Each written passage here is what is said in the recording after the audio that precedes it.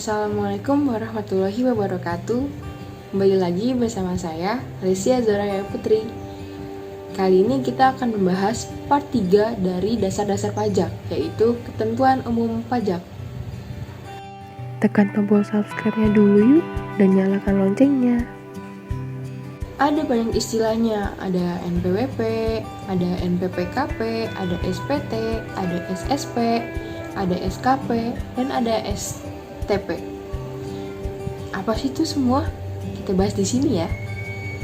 Sistem perpajakan itu diatur dalam banyak undang-undang. Salah satu diantaranya itu ada Undang-Undang Nomor 6 Tahun 1983 tentang Ketentuan Umum dan Undang-Undang Perpajakan baru. Yang kedua ada UU Nomor 7 Tahun 1983 tentang Pajak Penghasilan. Lalu yang ketiga ada Undang-Undang Nomor 8 Tahun 1983 tentang Pajak Pertambahan Nilai Barang dan Jasa dan Pajak Penjualan atas Barang Mewah. Lalu yang keempat ada Undang-Undang Nomor 12 Tahun 1985 tentang Pajak Bumi dan Bangunan. Lalu yang kelima ada Undang-Undang Nomor 13 Tahun 1985 tentang Bea Materai. Lalu apa sih tujuan diaturnya perpajakan dalam undang-undang ini? Yang pertama itu untuk meningkatkan efisiensi pemungutan pajak. Umumnya biasanya itu pemungutan pajak itu ribet. Makanya dengan adanya undang-undang ini, maka pemungutan pajak ini lebih efisien. Jika pemungutan pajak ini efisien, maka orang-orang lebih mudah dalam membayarkan pajaknya. Jadi bisa kemungkinan orang-orang mau membayarkan pajaknya. Lalu yang kedua, meningkatkan pelayanan bagi masyarakat. Tidak hanya itu juga, adanya kepastian hukum dan keadilan bagi masyarakat. Yang ketiga, untuk meningkatkan penerapan prinsip self-assessment.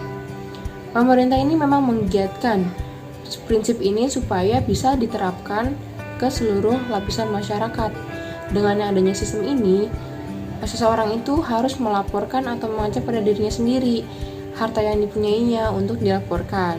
Sekarang kita akan membahas tentang NPWP. Apa sih itu NPWP?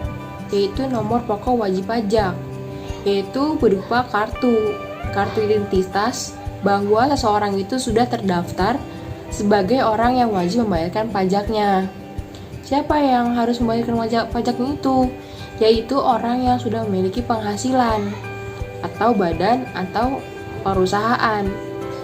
Bagi yang belum punya penghasilan itu tidak wajib memiliki NPWP. Tapi kalau yang sudah memiliki penghasilan, wajib memiliki NPWP.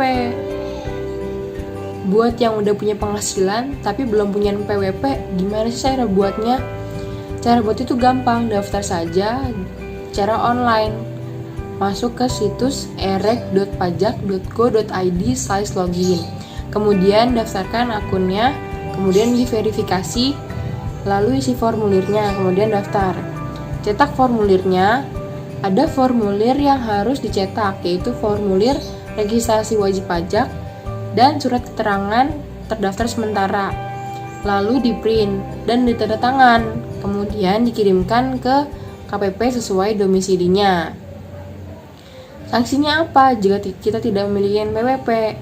Sanksinya itu berupa hukuman pidana, minimalnya 6 bulan dan maksimalnya itu 6 tahun. Gak mau kan kena hukuman? Lalu selanjutnya ada NPPKP, yaitu nomor pengukuhan pengusaha kena pajak. Kalau ini untuk pengusaha, kalau NPWP tadi untuk perorangan, untuk kita, untuk yang punya penghasilan. Lalu ada istilahnya pengusaha kecil. Pengusaha kecil ini yaitu yang menerima penghasilan atau penerimaan brutonya itu tidak lebih dari 4,8 miliar. Jadi pengusaha kecil ini boleh tidak memiliki NPPKP. Tapi kalau misalkan mau buat juga boleh. Lalu selanjutnya muncul istilah SPT atau surat pemberitahuan. Biasanya itu muncul di awal tahun, misalkan Januari, Februari. Terus terdapat dua jenis SPT, yaitu SPT masa dan SPT tahunan. Kalau yang SPT masa itu SPT masa PPH dan SPT masa PPN. Kalau yang SPT tahunan itu PPh.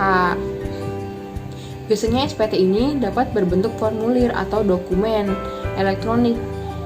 Jadi sifatnya itu surat pemberitahuan. Isinya itu jumlah penghasilan kita dan jumlah pajak yang harus dibayarkan berapa melalui SPT tersebut. Setelah kita mendapatkan SPT, kemudian kita itu wajib lapor. Jika tidak lapor, kita akan dikenakan sanksi.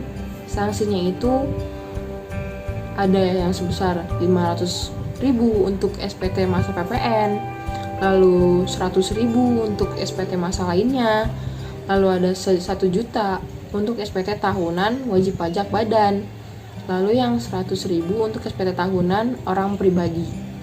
Gimana sih cara lapor SPT? Cara lapor SPT sekarang udah gampang, melalui e-filing. Lalu buka situs DJP menggunakan e-filing yang dimiliki. Gimana cara mendapatkan e-filing itu? Kita harus minta ke KPP domisili atau kantor pajak Pratama.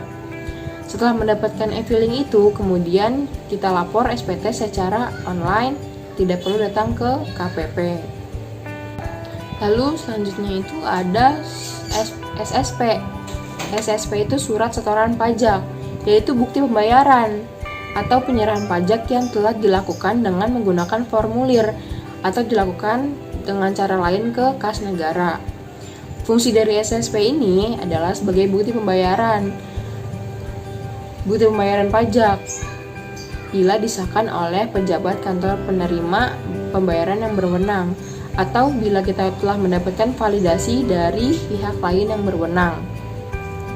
Selanjutnya itu muncullah istilah surat ketetapan pajak atau SKP, yaitu surat ketetapan yang meliputi surat ketetapan pajak kurang bayar, surat ketetapan kurang bayar tambahan, surat ketetapan pajak nihil, dan surat ketetapan pajak lebih bayar. Biasanya surat ketetapan kurang bayar ini atau lebih bayar biasanya misalkan seseorang yang harusnya membayar pajak sebesar 1 juta, tapi dia hanya membayarkan 800.000, berarti dia kurang membayarkan uangan 200.000. Lalu muncullah surat ketetapan kurang bayar ini. Lalu kalau misalkan surat ketetapan pajak lebih bayar, berarti seseorang itu lebih membayarkan pajaknya. Misalkan seseorang itu harusnya bayar 1 juta, lalu orang itu membayarnya itu 1.100.000 atau 2 juta, kelebihan banyak, maka nanti uangnya itu akan dikembalikan.